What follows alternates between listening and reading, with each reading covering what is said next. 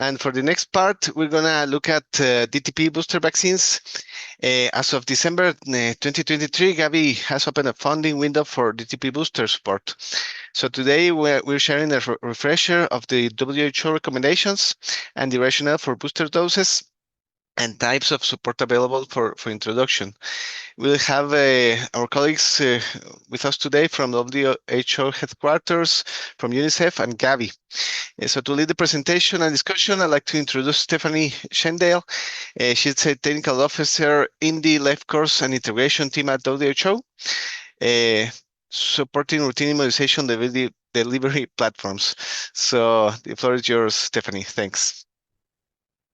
Thank you so much, Mario. And hello, everybody. Good morning, good afternoon from wherever it is that you are dialing in from. I hope you can see my screen and hear me okay. Just before we get started with the presentation today, we wanted to understand a little bit more about who's online today. So we have a few poll questions. If I can ask Alex to please launch the poll now. We just have a few kind of demographic related questions, background questions to start off. So first of all, please let us know in which WHO region is your country. And we'll just go through the first 4 questions now before we show the results. So please enter these on your screen. Let us know where you're calling in from today. Once you're finished with that first question, I think you have access to all of them at the same time. So please also let us know how many and which ones of the WHO recommended DTP-containing boosters are already included in the national immunization schedule in your country. So in the country that you work in, do you have all 3 boosters already? So a childhood, an adolescent, a second year of life, a childhood, and an adolescent booster? Do you just have 2 so far? And if so, is it the second year of life and the early childhood, or the second year of life and the adolescent, or which combination of these boosters do you currently have in the national program in your country right now? Or are there no boosters yet recommended in your country?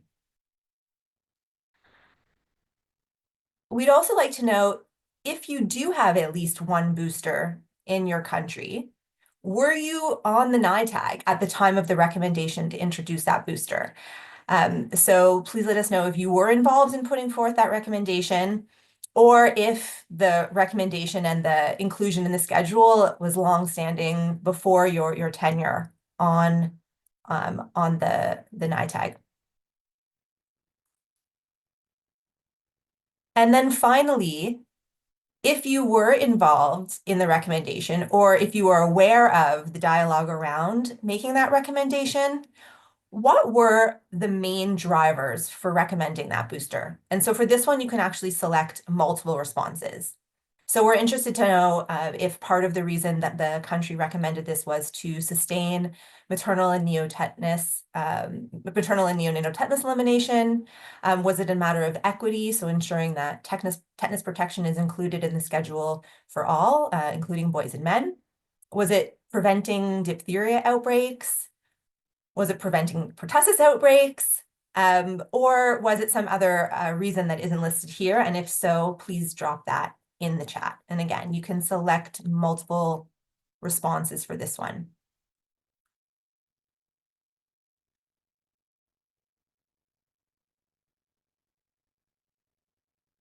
We'll just give it 2 more seconds just so that everybody can respond.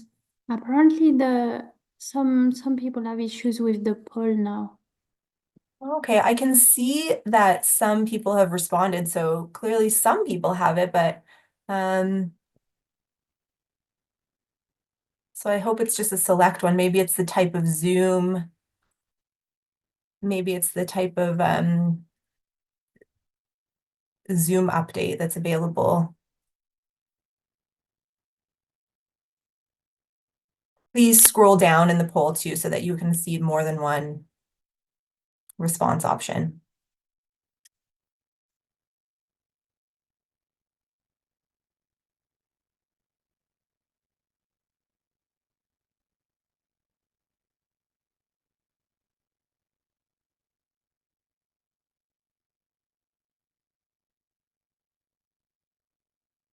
In the meantime, while we're waiting for this, I'm also dropping into the chat the presentation for today in both Spanish and French. I know that we have interpretation in Spanish and French, but since we're only projecting the slides in English, we wanted to share those files so that you can follow along on your own in those alternative languages if you want.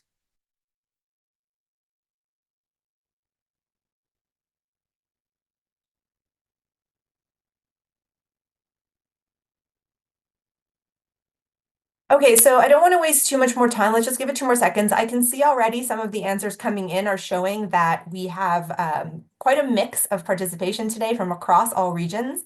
No one from Sierra. Oh, wait, just one person from Sierra finally just responded. So at least one from every region so far. And we also have a really diverse set of responses on the boosters that are included in the program. So far, we have 16 participants that have all 3 boosters in their schedule, 5 that have just the second year of life and the early childhood, 2 so far that have the second year of life and the adolescent, 2 so far that have the early childhood and adolescent, and then a couple with only the 2IL or only the childhood. So really, we have quite a mix of that as well, which is really interesting to hear. I hope that we have time for some discussion at the end around some of the decision-related considerations that were involved in those recommendations. I can see that most of them, though, were there before your time on the NITAG, which is not that surprising since most of the countries that have these boosters in their schedules have had them for quite some time now. And it's the ones that don't have any boosters that we're really seeing a lag to introduce. But with that, maybe I'm going to just end the poll and we can get on with the presentation of the day. And then we can have some time for discussion at the end. So I'm joined by my colleagues, as Mario mentioned, I'm joined by my colleagues today from UNICEF, Gavi, and UNICEF Supply Division. We're going to hand off along through the presentation. So I'll ask Nicholas, Amina, and Nuria to just give a brief introduction when they take over their portion of the slides. But we hope to provide you a good overview on the background and rationale for DTP Booster today. Probably a lot of this is already familiar, but it's always good to have a refresher. And then we really wanted to highlight the opportunities available now that a Gavi funding window is open, because as you'll see, the regions and countries where we're really lagging in the coverage of these boosters are in the Gavi-eligible countries. And so this has been a barrier, we think, and we're hoping that having a funding window will help alleviate some of the challenges that countries have been facing with introducing these boosters into their programs. So maybe just a really, really brief overview. Diphtheria, tetanus, and pertussis, DTP, it's our sort of landmarker diseases and antigens that we refer to when we're talking about immunization coverage across programs worldwide. When we're talking about zero-dose estimated markers of zero-dose children, it's always down to the DTP. And these have been in programs for so long that I think that people just tend to not really think about them as much anymore, especially in light of all the new sort of shiny vaccines that are on the table for countries to consider introducing into their program. But tetanus, diphtheria, and pertussis still do collectively account for a not insignificant number of deaths every year and loss of DALYs. In 2019, 167,000 deaths were estimated to be caused by these 3 diseases combined. The majority of that due to pertussis, followed by tetanus, and a very small fraction of deaths due to diphtheria. But we know also, having just come out of last year where there were some considerable diphtheria outbreaks, that, apart from mortality, the morbidity that these 3 bacterial diseases are causing still is not to be disregarded. These are all vaccine preventable diseases. However, just the primary program alone is not sufficient because immunity wanes to non-protective levels after those 3 doses. And so therefore we need boosters. So just a quick reminder on the WHO recommendations for diphtheria vaccination. So we know that the 3-dose primary series is highly effective, but as I said, booster doses are needed to provide continued protection beyond what you get from just those primary doses. So WHO recommends the 3 primary series plus 3 booster doses. And then this should confer high levels of seroprotection, at least into adulthood and hopefully longer. We do see evidence of waning immunity, for example, in those diphtheria outbreaks that devastated, a number of large countries in Africa last year in particular. And some of this data shows, when you look at the breakdown, about 25% of the cases in the diphtheria outbreak last year across these 7 countries in Africa were vaccinated. So this shows that waning immunity is a significant contribution. It also shows, though, quite obviously, that unvaccinated still represent the largest proportion and driver of these outbreaks. And so getting up our primary series coverage is clearly paramount, but waning immunity is a contributing factor as well. WHO recommendations on tetanus vaccination. So we know there's no natural immunity to tetanus. Obviously, you need to be vaccinated to be protected. And if you're not vaccinated, then you remain unprotected. And this would continue well into adulthood. And even with protection with the 3 primary series, we know that vaccination protection wanes. And so boosters are needed for tetanus. Again, 3 recommended booster doses for tetanus should confer protection lifelong, and each booster will provide incremental benefits in extending the protection, the duration of protection. 6 routine doses of tetanus also contributes to equity, and I had mentioned this earlier, but we know that a lot of the tetanus protection that we see in adult populations in several countries is due to the efforts to reach women of reproductive age through the MNTE initiative, which is great, but it means that boys and men are neglected in the sense that they're not getting the opportunity to be protected against tetanus into adulthood, and this leaves them vulnerable. And especially due to sometimes occupational hazards or other reasons, they are even at a higher risk of exposure to tetanus and yet don't have the benefit of protection. So routine immunization for older ages against tetanus is really a gender equity issue as well. WHO recommendations on pertussis vaccination. Pertussis remains endemic in all countries, although we know that the burden is very difficult to assess because there's suboptimal surveillance and reporting pretty much everywhere. And that the main aim of pertussis vaccination is, of course, to protect infants and young children, as this is where the risk for mortality is the highest. And this is why we have such an early start to the DTP series in most countries, is to really get those young infants protected very quickly. And that 1 booster dose in the 2nd year of life should extend the duration of protection at least up until 5 years of age. So WHO recommends at least that 1 booster, ideally in the 2nd year of life. Rapid immunity waning and possibly reduced impact with the acellular pertussis is what has led WHO to clearly state that countries should not switch to the acellular. If they're using wholesale, they should continue to use wholesale, where the duration of protection is longer.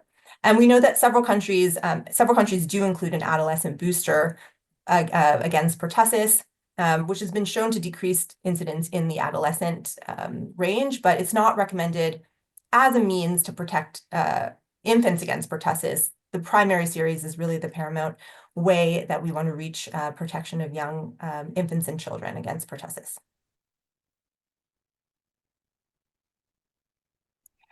So this is just a throwback. This was dug up as part of our celebration of 50 years of EPI last year, but the very first schedule recommended by WHO, this is back to 1961, a report from the WHA. It's quite interesting to see the way that immunization schedules have evolved over time. But it's also very interesting to see that even the earliest schedule did recommend vaccination beyond infancy, so already into young childhood and adolescence. And there was a booster recommended at that time for school-age children. The recommendations, of course, have evolved, and most recent updates to the tetanus and diphtheria position papers in 2017 were efforts to align the recommendations across all three antigens to make this most programmatically feasible for countries. Because as we know, these vaccines are given as a combination in all countries, and so therefore the recommendations need to be aligned in order to allow countries to programmatically do this. So we have a 6-dose schedule recommended from WHO right now, 3 primary series. Most countries are giving this, as you know, as hexa or pentavalent combinations. And then we have 1 booster recommended in the 2nd year of life that should include all 3 antigens again. And then a booster in the 4 to 7 year age range, at least including tetanus and diphtheria. Some countries include a pertussis booster as well at this age, some not. And then again, another booster in the adolescent age range for tetanus and diphtheria. Again, some countries including a pertussis component and some countries not. And so there are several different vaccine combinations that can be provided at these ages. The ones that are pre-qualified are listed here, but you know there's like several more that are being used in countries globally. And the ones in green indicate a Gavi-supported option.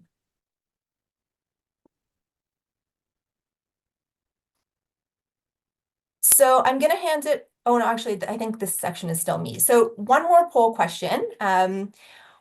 Wanted to know if you could guess, as of 2023, which is the most recent JRF data that we have, how many of the world's children and adolescents that are eligible for DTP-containing boosters still did not have access to any of them? So Alex, if you could please relaunch the poll again. I'm curious to see what people think about how well we're doing at offering these vaccines to the children and adolescents that need them.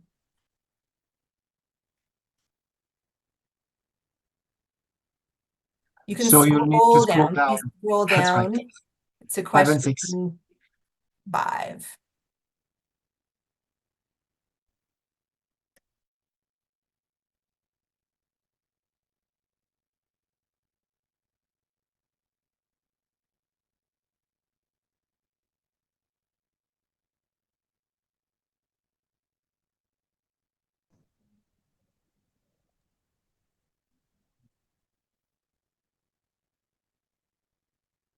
$500 million and 1 billion are getting the most votes for now. Yeah. 100 million, 500 million. 3 people think 1.2 billion.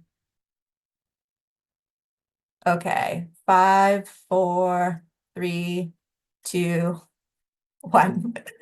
We'll end the poll. Okay, so the answer is 1.2 billion. 1.2 billion of the children and adolescents under 14 years, so that's 32% of the children in this age bracket, live in countries where there is not a single routine booster still offered. And this map shows the distribution of this inequity. So according to the data reported in the 2023 JRF, as I said, only 83 countries in the world have all 3 of the recommended DTP-containing vaccine boosters, and 43 countries still have not a single booster at all. So whilst these children are being protected as the primary series, immunity is certainly waning for all of these children, and there's no opportunity for boosters yet in those countries. So I'm going to hand it over now to my colleague, Nicholas Danielson from UNICEF. And to start off Nicholas' section, we have one more poll question. So just before we hand it to Nicholas, truth or myth? Programs must introduce booster doses in order. So they have to start with the 2nd year of life, and then the childhood booster, or then the adolescent. Do you think this is true or false? And again, scroll down, please, to question number 6.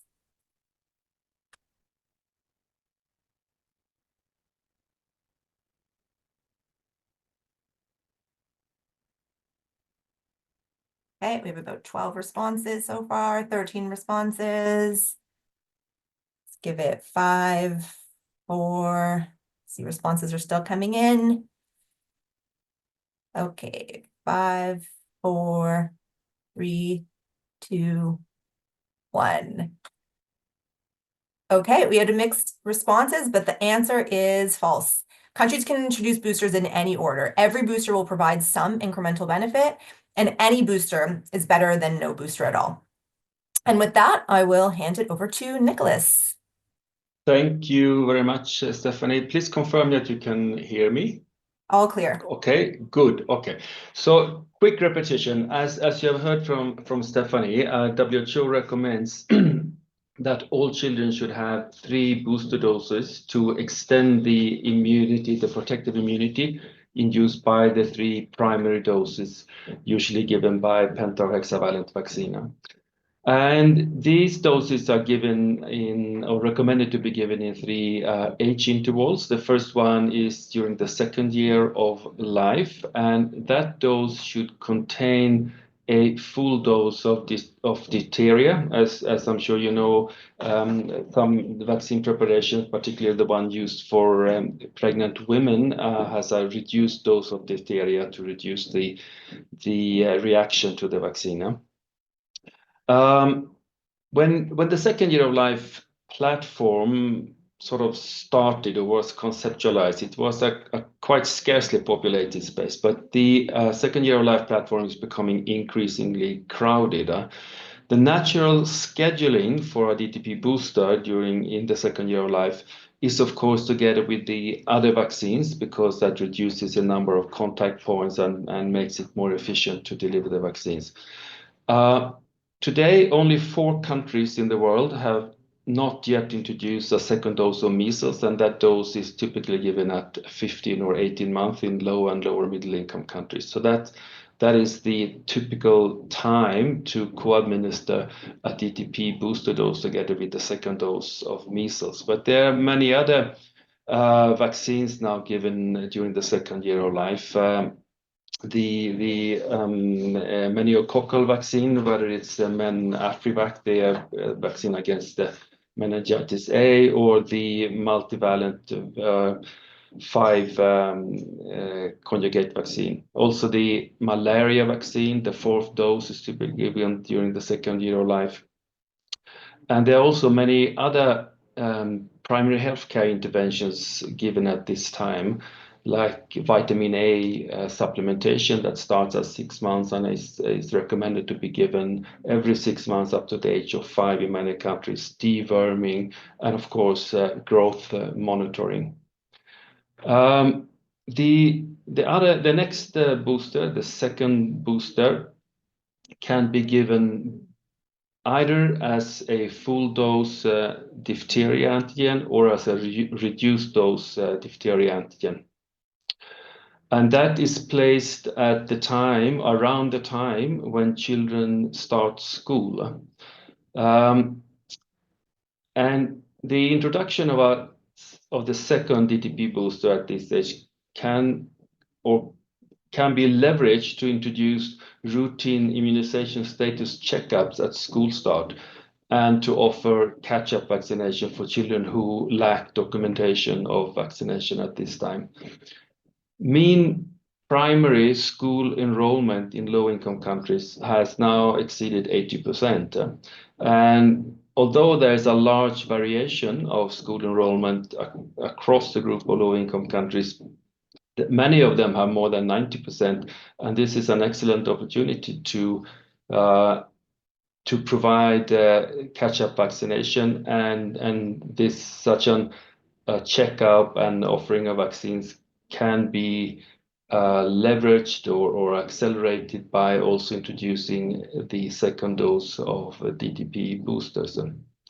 The 3rd dose, the 3rd booster dose, is recommended to be given in the 9 to 15 years age interval. And that is, of course, the same time as the recommended HPV vaccination, whether it's with 1 or 2 doses. And clearly, this is not by coincidence. In low-income countries or lower middle-income countries, that have introduced HPV, that is typically just given to girls. And a large proportion of girls who are vaccinated around 10 years of age will, in the next 10 to 15 years, give birth to their first child. And if they were to receive a dose of tetanus, diphtheria booster together with HPV, that dose would contribute to sustainability of the maternal and neonatal tetanus elimination efforts. Many HPV programs are challenged by rumors and disinformation, some of them which are linked to the fact that government vaccinate only girls. There can be rumors that HPV vaccination is in reality a birth control measure and that vaccinated girls will not be able to conceive later in life. The HPV dose is also typically given at an age when girls start to menstruate, and that temporal association is sometimes taken as evidence that it was the vaccine that initiated the menstruation. And in many cultures, girls' lives change quite dramatically once they've entered into reproductive life and can become pregnant. Obviously, the third dose, when introduced, should be given to both boys and girls. Many countries use the school platform to deliver HPV vaccine and give an injection of TD to boys while giving HPV and TD to girls. And this can help demystify HPV vaccination for just one of the genders, for girls. But as Stephanie also pointed out, there's a really strong gender equity argument in vaccinating boys at this time as well against tetanus and diphtheria.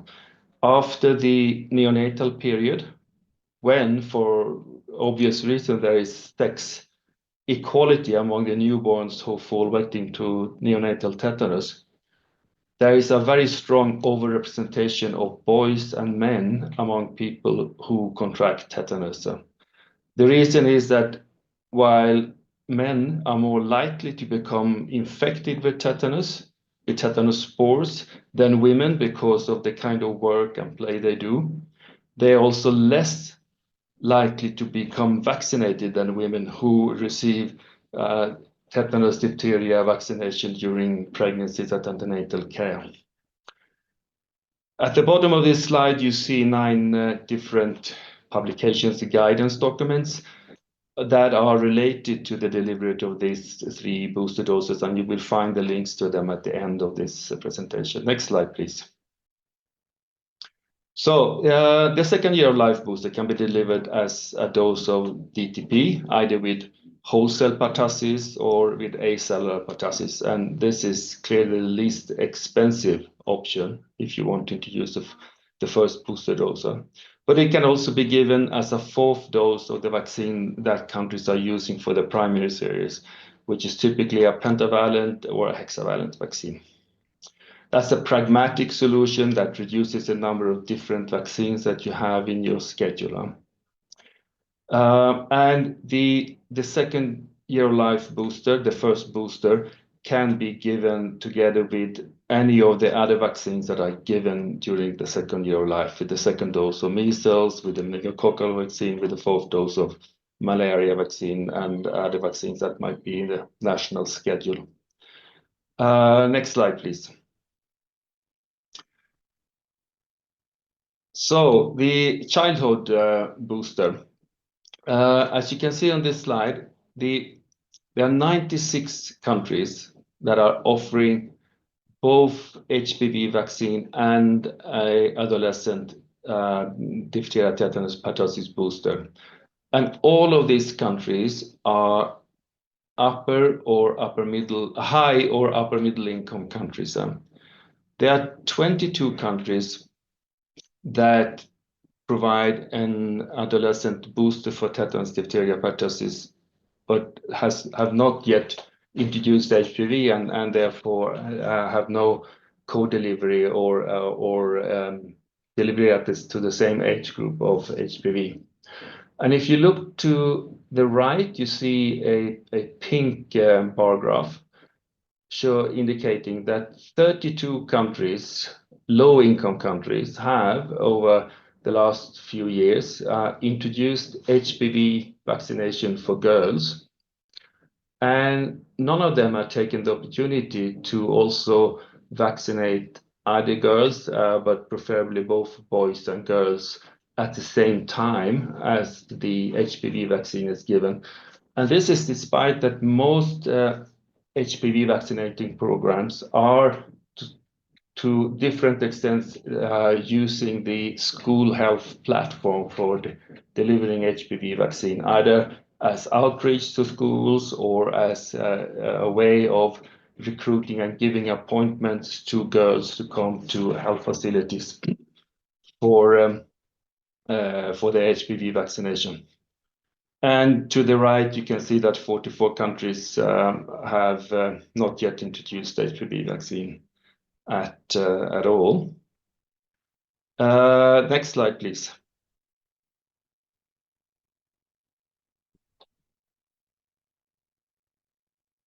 Oh, I think these are in the wrong order somehow, but that's okay. Yeah, apologies. They somehow got switched. No problem.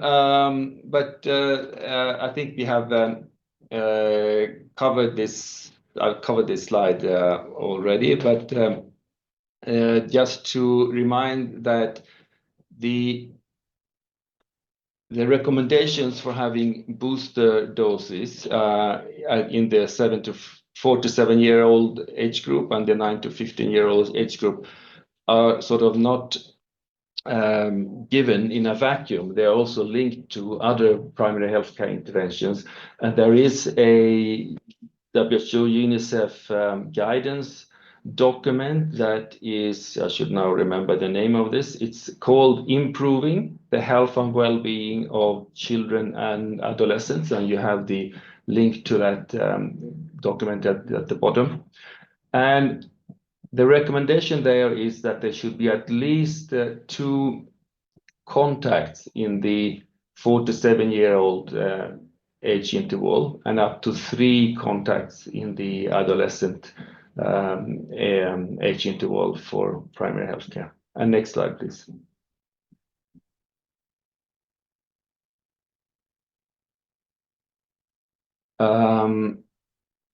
Yes, and I'm sure you're all very familiar with the efforts to eradicate maternal and newborn tetanus.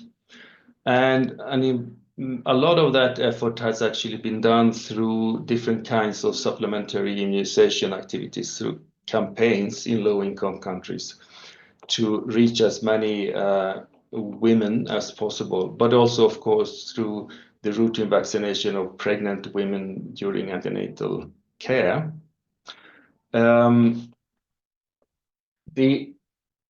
By introducing the booster doses, that will contribute to sustainability of the maternal and newborn elimination efforts.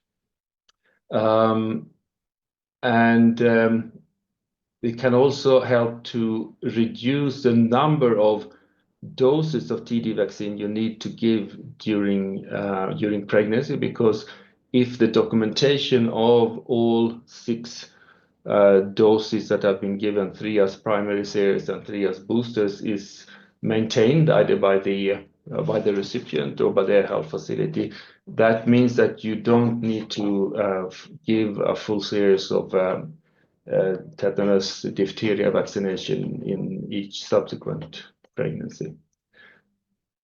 And next slide, I think someone else will take over. Yes. Thank you.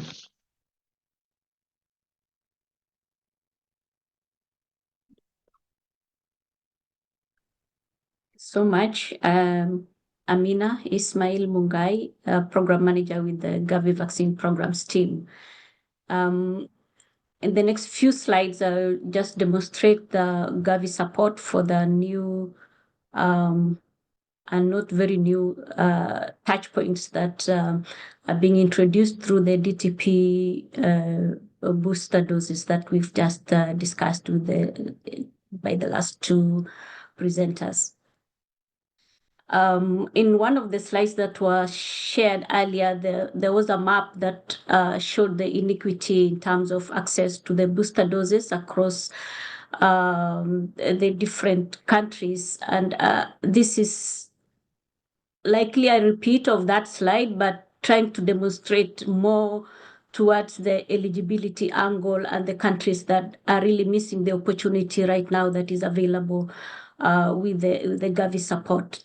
And as you note, most of the countries that do not have any booster are largely under receiving Gavi support currently, and those that are in bluish font are those that are considered to be initial safe financing and having the highest category of Gavi support available to them.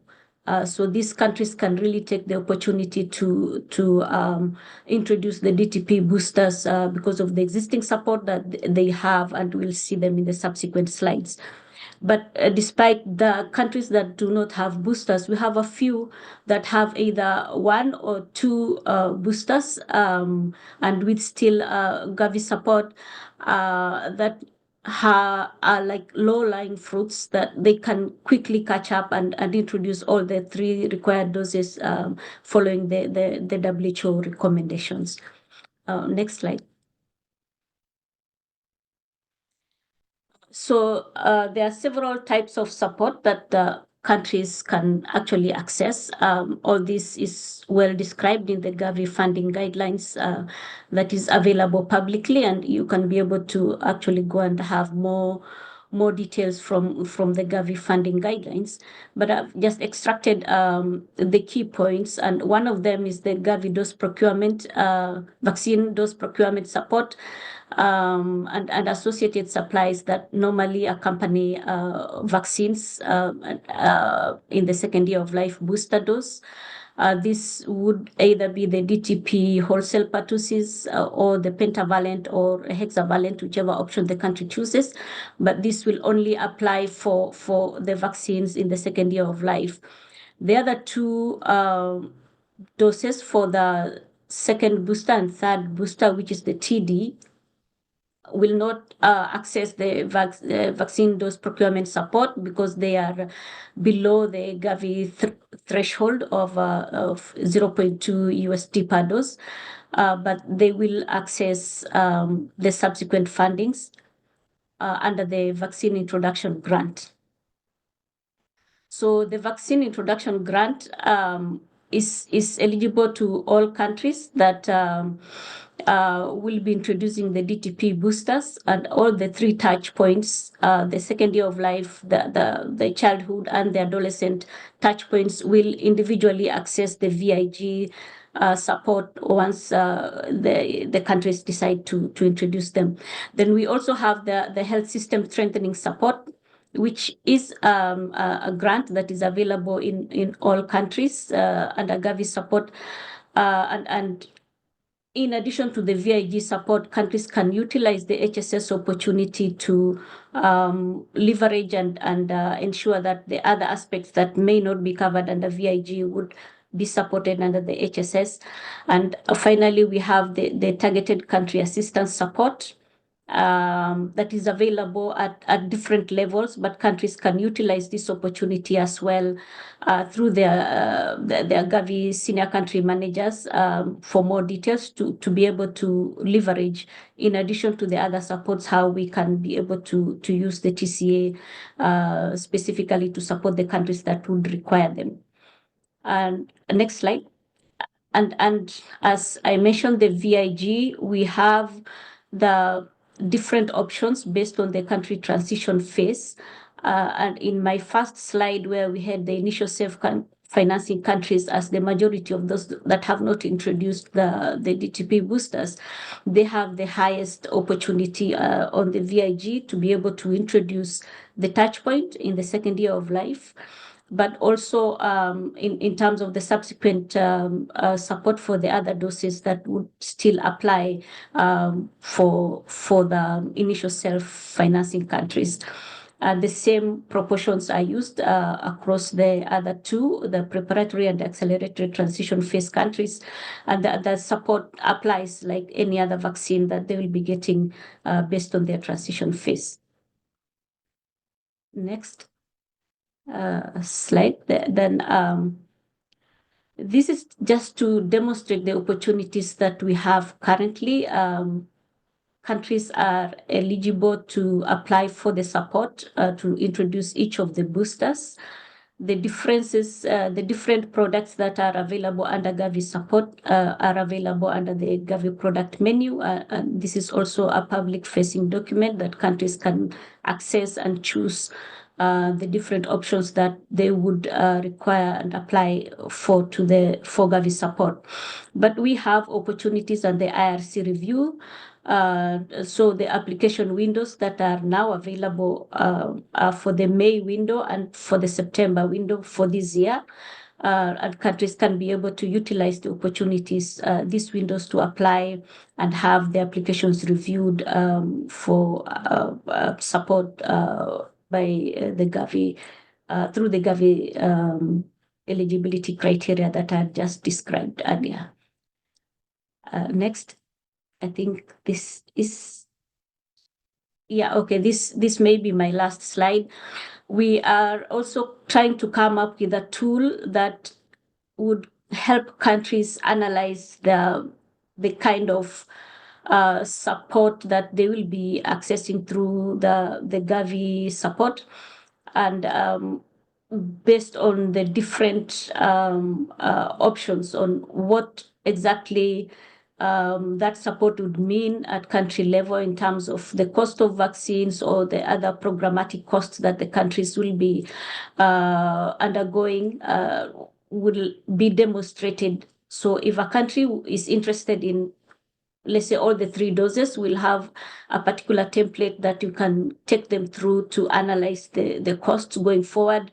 If they decide on 2 doses or whichever kind of combination that the countries will require, we can be able to demonstrate using this tool that we are working on to help them think through and see the impact that this will have eventually on their program and the country eventual pickup of the costs that will be entailed on the 3 touch points. So this is work under development, and once a country applies, we'll be able to take them through this to see the bigger picture beyond the introduction, beyond the VIG, what that means economic-wise and also programmatic-wise to the country in terms of trying to justify introduction of whichever booster the country will decide to introduce. Next slide. And the key priorities for 2025 are already aligned. We are hoping to develop guidance materials, communication and advocacy materials that can be shared with countries. Also, NITAG information kit and decision supporting tools that NITAGs can use to recommend the different options available to the countries. We hope to have implementation guidelines and training guidelines that countries can quickly pick and adapt to their situation. We are hoping to have TA support for countries that will be applying to help them consolidate whatever information that they require to have an application that can go successfully through the IRC process. We also have ongoing learning agenda, case studies that we are running through different organizations to help us build information that countries can quickly use as reference. And then we also have an opportunity to advocate for the second year of life community of practice and other contact points that we hope to provide a platform for countries to share information across the borders to learn what other countries are doing as they can pick it up for their own planning. And finally, we also are trying to explore intersection with the HPV program and child and adolescent health to learn what opportunities countries can learn and quickly pick from the existing programming to adapt to DTP boosters programming. And I think this is my last slide. I will hand over to Nuria. Thanks, Amina. Hi, everyone. My name is Nuria Cardayageta-Mich. I'm a supply specialist within the Vaccine Center in UNICEF. I'm going to cover this section, which is actually only one slide. So regarding general supply considerations, for us sitting here in vaccine procurement, what it's important is to understand what is going to be the global demand for each of the DTP-containing vaccines in order to understand how the demand balances with the overall supply capacity and with the specific production plans for the manufacturers. So with the introduction of this program, it will be key to understand basically for which of the vaccines the demand might increase and in which range. So basically understanding which countries will be implementing new boosters in their programs, what would be the specific timelines for these introductions, and also specifically what will be the vaccine of choice for each of the countries in each of the boosters. This is what's going to enable UNICEF to communicate an accurate demand forecast to suppliers for them to be able to plan their production schedules accordingly. In the slides, you can see again the vaccines that are available for procurement through UNICEF. So in the first year of life booster, UNICEF can offer DTP vaccine, pentavalent or hexavalent vaccine. For booster 2, during 4 to 7 years of age, DTP vaccine, anti-D vaccines are available for procurement through UNICEF. And for the third booster, the recommendation is for the TB vaccine, which is also available for procurement through UNICEF. I must say that in general, there is a healthy market for all these vaccines. There is enough capacity in the market to cover the current demand, and that will also allow to manage any potential increases of demand. So in this case, what is important is defining the forecast for each vaccine in order to ensure a timely market response and a timely supply availability. Currently, UNICEF and partners are managing the demand generation process of DTP-containing vaccines, both under this program we are talking today, the DTP booster program, and also under the hexavalent program. This will enable us to balance the demand and supply availability for all these range of vaccines, and at the same time to look long-term into the health of all these markets. Thank you. I'm handing over to Amina, I think. Oh, this slide should be actually hidden, so we can just walk through them. Yeah, it covered all of that in the previous one. Thanks. Okay, great. It saved us some time. Sorry, got to hide those slides. So I think that's bringing us really to the end. This is just a summary slide to kind of bring it back to the main reasons and rationale that would be on the table when a country is trying to decide when to introduce these boosters and how quickly to do so. There's lots of reasons to include DTP boosters in the schedule. This kind of goes back to our poll question at the beginning, and I was really pleased to see that responses were selected across all of these reasons about why the countries represented here today didn't decide to include boosters in their schedule.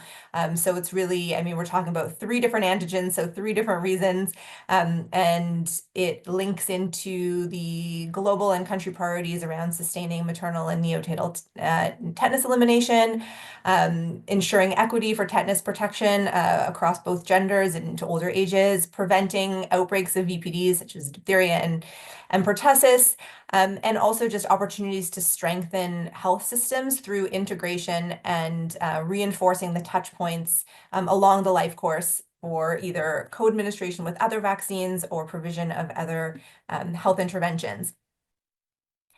So these are the key takeaways. I won't read through these all again because we touched upon it all. We also have developed a short 4-pager advocacy document, which is linked in the corner there. We don't have a link online for that yet, but we can circulate it around, and it will be available in French as well, which just helps summarize some of these points in an easy, digestible pamphlet. And for more information, you have all of the links that we referenced today throughout the presentation. And so I think with that, we actually do have some time for Q&A. Yes, Stephanie, we have a few Q&A in the chat, so I'll read to you and you'll decide who answers. So the first question from Gatse in Latvia. How about boosters in adulthood? So far, they've been recommended every 10 years, and there are several publications showing that protection may last longer. And do we really need adult boosters? So that's the first question. Second would be, if if an adult for the first time receives primary vaccinations for DTP, in your opinion, what's your opinion to use high or low dose containing vaccines? For example, some of hexavalent vaccines do not have age limits. Do you want to address these two, and then I'll move to the others? Yeah, maybe I'll just start and then I can hand over to Nicholas to supplement or complement. So it's true that several countries do recommend adult boosters, and I mean, and this is of course the importance of making country-specific recommendations based on the epidemiology and decisions in and pragmatic decisions in the country. WHO recommendations are clear that if you do have the 3 doses primary and then 3 booster doses in childhood and adolescence, then indeed, and as you indicate, publications show that the duration of protection for the tetanus and diphtheria components at least should last into adulthood, and therefore not necessitate the need for these boosters every 10 years. But of course, that also depends on, what the coverage is like with some of these boosters, because we do know that even though the primary series coverage in most countries is quite high, coverage of the boosters is not as high. And so this is also a reason why some countries might choose to offer opportunities for boosters in adulthood, because essentially they could be catch-up doses for things that, might have been missed at the earlier touch points. Also, depending on when you introduce it, this might also be a strategy that a country could consider, because if there weren't the opportunities for people who are now adults to have received them, then they might consider something like this. But this would be based on cost implications and programmatic as well, and also around epidemiology, because the reason to introduce them in childhood is to ensure that the protection continues throughout childhood and adolescence, because after the primary series, the immunity wanes, so that the older children and adolescents actually aren't being protected to the full extent if they're not receiving those childhood boosters.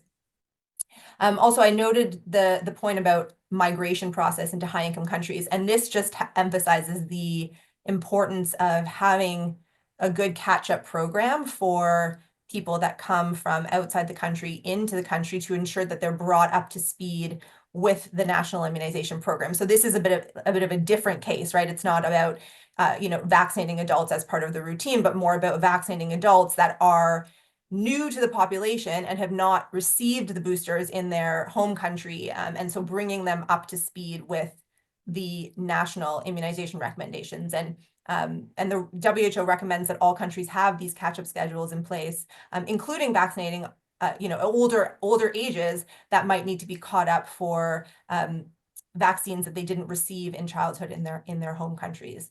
Maybe I'll let Nicholas tackle the high or low dose vaccines, but you'll see that we do recommend that actually the use of TD with the low dose diphtheria is the preferred recommendation by WHO now, even for that childhood booster, even though Big D is also licensed for that age range. And this goes back to the earlier part of this webinar around off-label recommendations, because WHO recommends using T low dose for anyone over 4 years of age, but most of the labels actually don't indicate that until 7 or 10 years of age. And so this is an example where the NITAG might consider using a WHO recommendation, even though it's off-label from the vaccine product. Nicholas, do you want to supplement anything? I think you covered it really, but that question about what vaccine to use for an adult who has not been vaccinated at all in the past, I am actually not sure. I have to get back and look at that. But a quick comment is that I don't think you would consider using pentavalent or hexavalent because the other components in that combination vaccine is of little value to that adult, so you would probably use another vaccine. And regarding, I think it's an important point by, let me see if I can move this to, by Hélène. The pertussis containing the vaccines that has pertussis components that are used during pregnancy, it's usually a Tdap, so it's a tetanus with a reduced use for diphtheria and acellular pertussis. Now, of the low-income countries, I don't think any of them are using Tdap. But if you have a vaccination program to protect newborns against pertussis by vaccinating the mothers, of course, that will kind of override the idea that you can reduce the number of tetanus diphtheria doses given to pregnant women because the primary aim of that is to protect against pertussis. So even if you have we are fully protected for life against tetanus and diphtheria, we'll still need that Tdap vaccine to protect the newborn against pertussis. Thank you, Niklas. And I noted the questions in the chat from Fura in Tanzania. But maybe just if you could read your response to everyone. Our question was, what has been the cost implication in terms of giving boosters in the second year of life versus adolescence, and especially around the age 9 to 14? Yeah, I can start this time, and then Stephanie can come in as well. So I'm not sure I fully understand the question, but what I wanted to point out is that it's not really a choice whether you introduce the first or the second or the third booster, because the recommendation is very clear that children should receive all 3 doses to be protected way up in adult life. So for that reason, comparing the cost of the different doses may not be the right way to attack that problem. But it's also obvious that introducing the second booster dose, the one given at around 4 to 7 years of age, is probably the most complicated for programs, because in the second year of life and for pre-adolescent girls, you already have touch points where you can add on a dose of tetanus diphtheria. But at the moment, hardly any country has that. There are a couple of them, but hardly any country has a vaccination at around school start. So it's a more complicated process and therefore probably more expensive. The vaccine itself is, of course, a very inexpensive vaccine compared to all the other vaccines that we have in the programs. I see Nasir has his hand up. Yeah, I was just going to say that. Let's let Nasir come in, please. Yeah, thank you very much. So I'm just looking at a comment on the chat by, I think it's Daniela, about the nomenclature we're using, maternal vaccination. Maybe it's a misnomer that we should be considering using pregnancy instead of maternal. And I find it interesting. Right. So I just wanted to emphasize the fact that most countries, WHO has recommended the 6-dose policy, but most countries are using the 5-dose policy that focuses on women, pregnant women, as you rightly mentioned. But these women are encouraged to continue to receive their due doses, even outside of pregnancy, which means if a woman receives 2 doses during the pregnancy, she should be due in 6 months, in 1 year, even when she's not pregnant. So I think for that reason, we should continue to retain the nomenclature of maternal rather than pregnancy vaccination. Thank you. I just wanted to make that. And just to also comment a bit about the adult vaccination. most of you are familiar with the EGRF.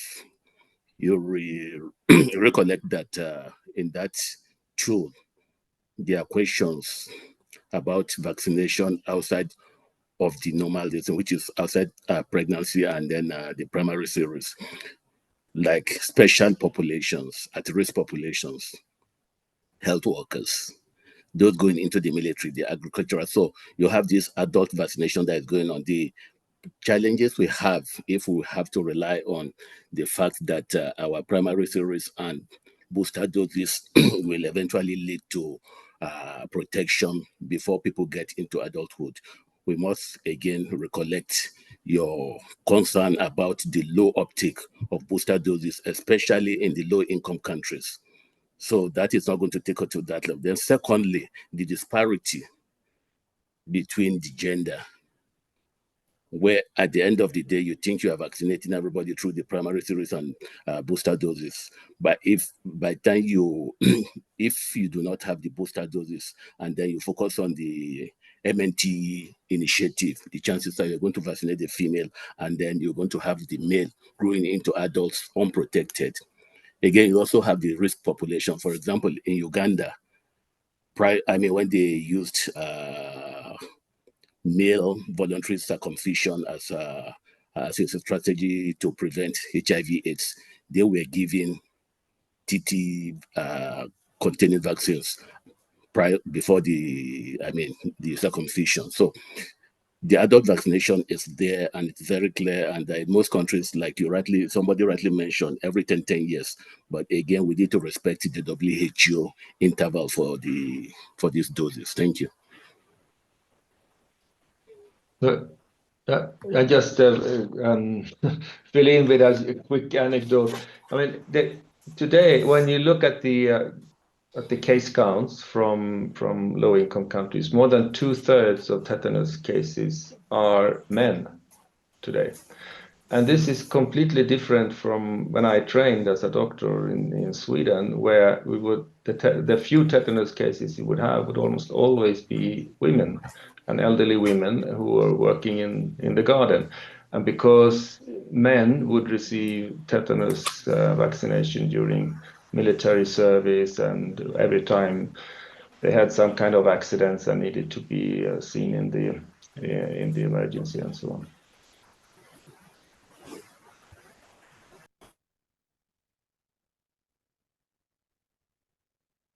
Okay, so we have a few more minutes left, but I don't see any other questions. If you do have any other questions, please raise your hand, put them in the chat.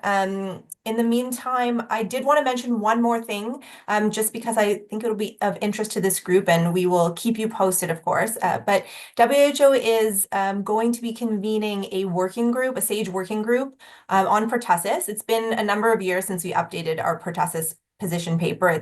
The current one is from 2015. So it's due for a refresh, but also some of the recommendations around maternal vaccination or vaccination of pregnant people or whatever we're changing it to things to Daniela's recommendation, and about vaccination of adolescents, for example, with pertussis boosters, which is not currently a WHO recommendation, but is in several countries' vaccination programs.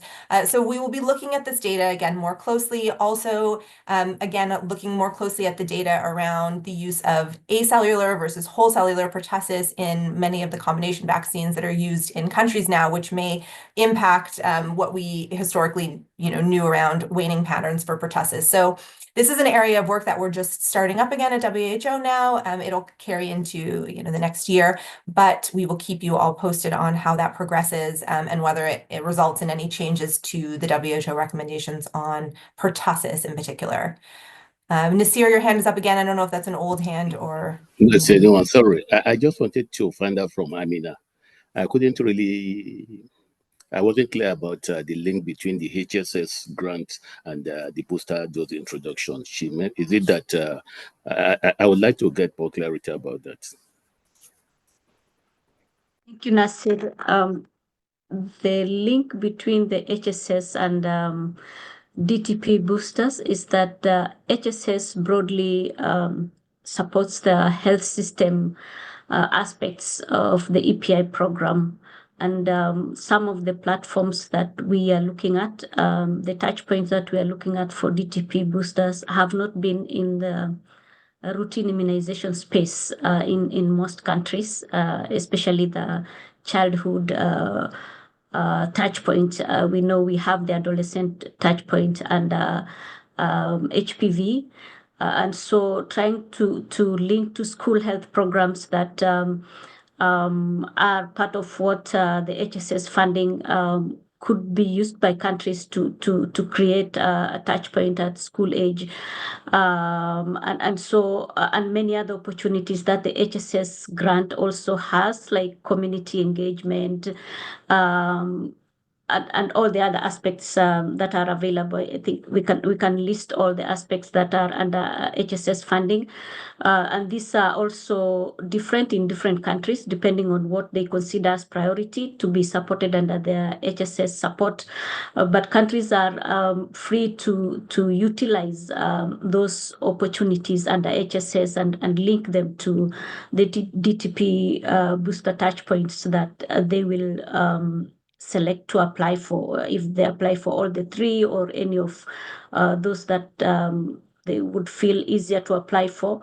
And in addition to the VIG, they can be able to access and link with the in-country HSS funding that they have.